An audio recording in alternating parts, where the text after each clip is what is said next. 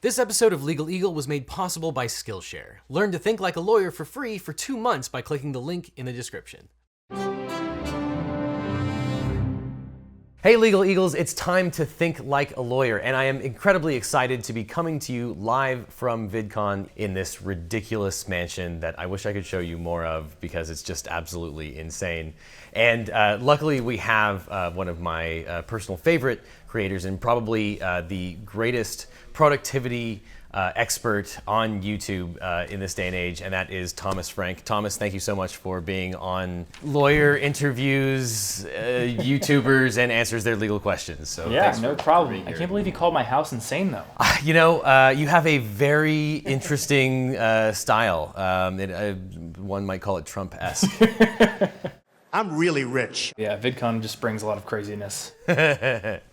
Well, so why don't you tell some of the Legal Eagles out there a little bit about your channel, because I think a lot of people could really benefit from the kind of stuff that you are an expert in and you talk about all the time on your channel. Yeah, so primarily I focus on academic success and productivity. It's not just for students anymore, but it definitely started off as a student-focused channel. Originally it was all College Info Geek branding, which is my website. And as time went on, I realized high school students, middle school students, teachers, young grads, all kinds of people were watching the videos. And as I moved out of school, I realized a lot of the same techniques we used to learn effectively in college translate to being an effective employee or an effective entrepreneur or what have you. So now it's kind of hard to describe exactly what my channel is other than to say I help people become more capable, whether it's getting the career they want, building their financial base and becoming self-reliant, or just improving the way that they learn and get things done. Yeah, I think that's a great way of describing it. It's impossible to go to your channel and not become a more efficient and productive person. So I definitely recommend everyone check out your channel. I understand that you are a business person yourself and that you have taken some of the tools and systems that you created for college and have turned that into a whole business in and of itself, right? I am a businessman. Yeah, we've got, I think 7 people on the team right now. Wow. So it's kind of crazy. You know, this business literally started in my dorm room during a summer job, and now it's 7 people, 5 of which are in Denver, and then we got a couple of remote contractors. So it's been a wild ride, and there have been many nights staying up Googling esoteric legalese to figure out if I'm doing things correctly or not, and I hope I am, but... Well, let's take this opportunity to talk about some of the sort of general things that either you or people in your situation have come across. Yeah, I've actually got a couple of things in mind. So the first one I want to talk about is working with contractors. Yeah. Because I work with an editor now, and he works nearly full-time with me, though he may be taking on some extra contracts here and there on the side. Right. I've got a few other people who work nearly full-time, and then a few people who work just a few hours a week. Yeah. And what a lot of people always ask when they start working with editors, working with contractors, is what defines a contractor who's independent from an employee? And I mean, as you know, there are many differences from the business person's perspective. Right. With an employee, you have to provide benefits, you have to provide a whole host of other things. You got payroll going, and with a contract, it's really just a 1099 at the end of the year if you're American, and either a handshake agreement or a written contract, and that's kind of it. So, from the perspective of the person running the business, it's a lot easier to do the contractor route, right? Often, yeah. And I think you hinted at some of the repercussions that come as a result of making that distinction between someone that you're working with and saying that they are an independent contractor versus an employee. There are, of course, the benefits that you have to deal with, but there are all kinds of legal protections that are afforded for employees that are not afforded to independent contractors, and there are tons of tax implications too. And I wish I could give you a really satisfying answer that here are the 3 things that you must do, but unfortunately in most states and under the federal government as well, there are tons of different standards depending on which jurisdiction you're in. And on top of that, almost all of the standards have dozens of different questions that you have to answer in terms of weighing one way or the other, and there's no bright line. Under the federal guidelines, the U.S. government tends to break it up into 3 sections. There's behavioral control, there's financial control, and then there's the relationship itself. Yeah. And you're just weighing a bunch of different factors. So in terms of behavioral control, if the employer, whether you're employing an employee or an independent contractor, has the right to define how the person does their work, that leads to more of an employee than an independent contractor. Okay. Whereas if the person who is doing the work can control the manner in which it's done, if they use their own tools, if they have the ability to start and stop whenever they want, that's more indicative of an independent contractor versus an employee. Yeah. On top of it, there's the question of, can they be fired at any time, or if they have to stay for the duration of the job? And ironically, if you have the right to fire them whenever, that's more of an employee relationship. And Really? yeah, if you have the right and the obligation to finish the job, that's more of an independent contractor, because generally the independent contractor is more of a person who's hired for a specific job. Right. And that leads to some of the financial considerations. It's the second overarching question, including the financial control of the worker. If the worker has the ability to make decisions that will affect the profitability of that specific job, that is more of an independent contractor. So like someone like a video editor, for example, they could choose to work all night and get a job done, or they could choose to work whenever they want. And those are decisions that can affect the profitability of the job.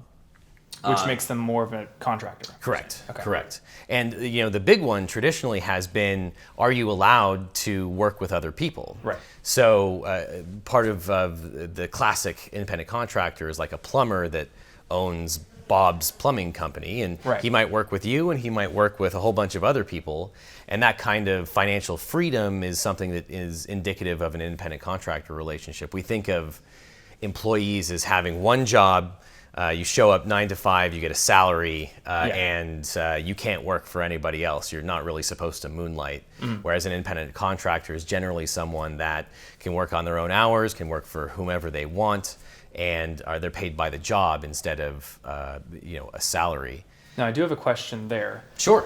Is that determined on whether or not they have the option to work with other clients, or whether or not they literally are? So say, I've given someone a contract that effectively buys up all of the time that they would be willing to work normally. Yeah. But they still have the freedom to go work with somebody else if they had the time, or if they wanted to work 80 hours a week or something. That could still be a contractor situation, right? Yeah, it's a great question. And for the most part, it is based on their ability, not the actual on-the-ground status quo of what has happened. So it is the ability to work for other people, and not just whether they have actually gone out and gotten other clients or have chosen not to.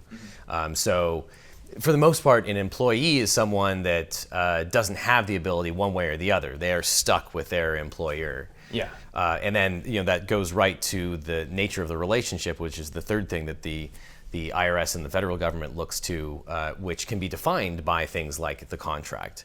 Just because you write in the contract with someone that they are an independent contractor or an employee, that's not dispositive, but it's certainly good evidence one way or the other, because we like to sort of reward the meeting of the minds, and we assume that if you signed a contract that you have agreed to those terms, and that's good evidence that you have agreed to that particular relationship. Right.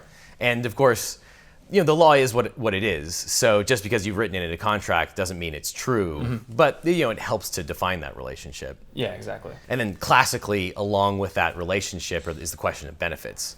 And if you provide them to the worker, then that is another piece of evidence that they are an employee rather than an independent contractor. So if you start providing benefits out of the goodness of your own heart or something, that would actually start to move you into that employee classification. No good deed goes unpunished in the legal world. Okay. Yeah, that's definitely how it can go. Okay, so I have one final follow-up question for you, and this is for people who are just working on their own. Maybe they have contractors, maybe they don't. But I would say the majority of YouTubers out there are sole proprietors. Yeah. At least the ones in the US. Or right. maybe there's an equivalent overseas. but you are the business. You are a businessman. So the profit of the business is your paycheck, and that's kind of all there is to it. So for those people, what is the benefit of establishing an LLC or some other kind of like legal entity for your business that separates you from it? Yeah, it's a great question, and there are a lot of myths about it. It's really fairly simple because, as you say, as a sole proprietor, if you incur a debt on behalf of your company or you do something wrong and you incur liability for a contract or some tort, that the person who's been wronged can come after you personally. So the point of having an entity at all is to shield liability so that if someone files a lawsuit, they can get all the assets of the company, but they can't come at you and your personal assets. And so that can be a very important thing. It's effectively a type of insurance to make sure that there's a barrier between what your company does and what happens to you. Okay. And traditionally, historically, in order to get that kind of protection, you had to form a regular corporation, which was taxed when profits come into the company and then taxed again when you take those profits out and you take a salary as a double individual. taxation beast. And that is a very American thing. Ironically, a lot of European countries don't have quite that system of double taxation. And one thing that most states have done is created sort of a hybrid system, which is an entity that provides some liability insurance, but from a tax perspective, you don't have to pay double taxation, and it's called what's called a pass-through. Yeah. So the profits come into the company, they aren't taxed at the company level, but the taxes at the end of the year are considered your personal income. And so you will pay personal income taxes on the profits that come to you. Yeah. So from a creator perspective, the reason you might want to create a LLC is to shield yourself from potential liability from crazy people that are out there, or maybe lawsuits that you might get into. It allows you to have that same kind of legal protection while only paying taxes once as income tax when it comes to you. So financially, you're still the business essentially, but legally you are not. Exactly. Now, I've heard that it's a myth that liability protection is bulletproof. Yeah, that is definitely the case. When you form an entity, whether it's an LLC or a corporation, what generally business people need to do is they need to have a separate business account, and you have to be very careful about separating all of your business things from your personal things. Because there's a concept in the law called piercing the corporate veil, where the court will say, you're not really two separate things. You've mixed your own money with the corporation's money, and as a result, we're going to disregard the corporate form, and we're just going to go after you in particular. So, if someone has questions about them, there are some really good resources online that will help you form an LLC and explain the process. Yeah. But the last thing you want to do is go through the hassle of forming an entity only to basically make it null and void and lose that protection. Yeah, well, I know what my accountant told me is have a separate business bank account, separate personal bank account, and then up from there, a separate credit card that you pay with your personal bank account, and then a business credit card you pay with your business bank account.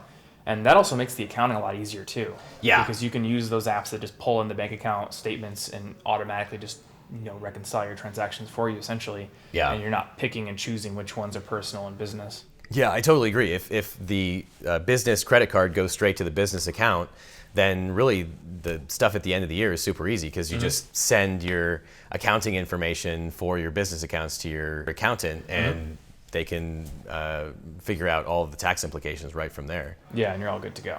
So you can't help but bring productivity tips wherever you go, Thomas. Everyone is going to be forming entities and streamlining their finances. I can't thank you enough for coming down and dropping some productivity wisdom bombs on all of us Legal Eagles, despite our interest in the law. And I highly recommend everyone to check out Thomas's YouTube channel. This is really just the tip of the iceberg, and Thomas makes everyone far, far more efficient than when they walk through the door. So, Thomas, thank you so much. Yeah, and thank you for the legal answers.